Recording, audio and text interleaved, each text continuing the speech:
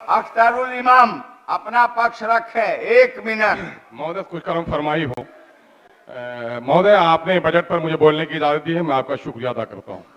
इसमें कोई शक नहीं है कि बिहार ने पिछले 10-15 सालों में तरक्की की है, लेकिन बिहार की सरकार ने इंसाफ के साथ तरक्की का दावा किया है, यह गलत है।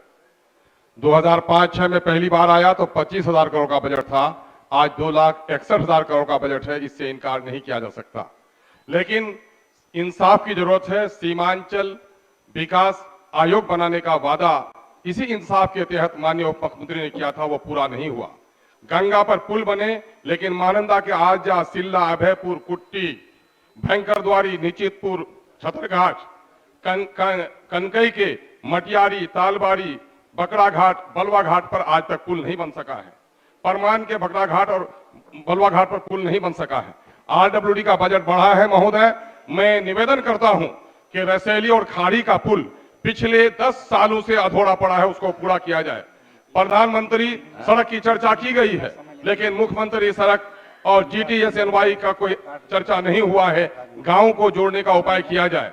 आपदा के में आपने राशि बढ़ाई है, लेकिन हजारों लोग विस्थापित हैं, उनको अब तक मुआवजा नहीं मिल सका है।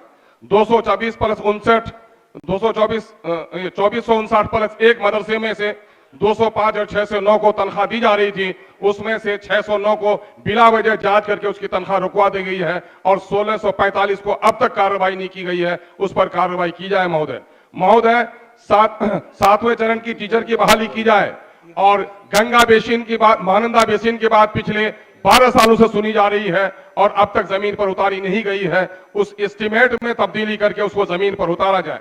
महोदय, अगर बिहार में तरक्की हो रही है तो मजदूरों का पलायन क्यों हो रहा है? तमिलनाडु में मजदूरों की पिटाई क्यों हो रही है?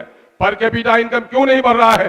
सीमांचल आज सबसे ज्यादा गरीब क्यों रह गया है? सीमांचल के सैलाब की तबाही से निकालने का कोई उपाय क्यों नहीं हो रहा है? महोदय, दर्द की बात कर रहा हूं महोदय, एक बात कह के मैं आपसे जुदा हो जाऊंगा महोदय, कि मैं सरकार से निवेदन करता हूं कि इंसाफ के साथ तरक्की का आपने दावा किया है, तो इसी सदन के लिए कमेटी बनाइए और सीमांचल के साथ जो नाइंसाफी हुई है पिछले 75 सालों से, उसका इंसाफ दिलाइए। संवेदनशील सरकार से ये हम आशा ही नहीं, उम्मीद करते हैं। राज्यपाल के अभिभाषण में भी नहीं और बजट में भी कहीं इशारा नहीं मिल रहा है कि सीमांचल को उसका हक मिलेगा। आपसे विनती करते हैं महोदय कि आप इस मामले में सरकार को सुझाव जरूर देंगे। बहुत बहुत धन्यवाद।